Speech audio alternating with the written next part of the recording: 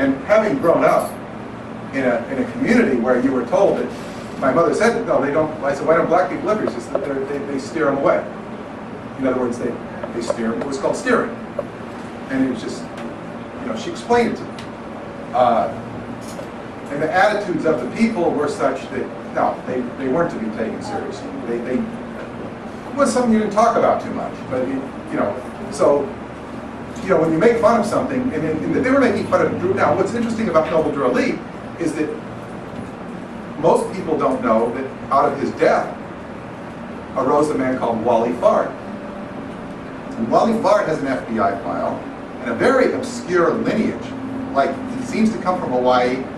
He might have some Polynesian blood in him. He seems to have some white blood in him. He doesn't seem to have any black blood in him. He might, but he doesn't seem to. Yet he becomes the head of this Moorish Science Temple. And then he picks Elijah Muhammad to be the head of the new reorganization, which is the church, what do they call it? The Church of Islam? The Nation of Islam. Not a church yet. Nation of Islam. So you find, when you find out about the Nation of Islam, they do know that they had Noble Drew Ali as their original founder, but they don't give him much airtime. Exactly. And most of the people don't know this. Even people in the Nation of Islam. The higher-ups don't. And, of course, white people don't know much about the Nation of Islam anyway. They just look at it as an antagonistic oil on their side. Most people, not all.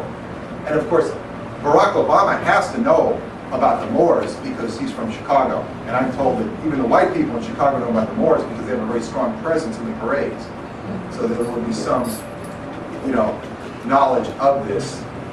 And, this is what the Seventh Seal is. I wrote in, and I'm just researching this stuff on my own. I'm not being prompted to do it because my knowledge, my path of synchronicity is leading sort of a tribute to the Moors as this ancient lost knowledge.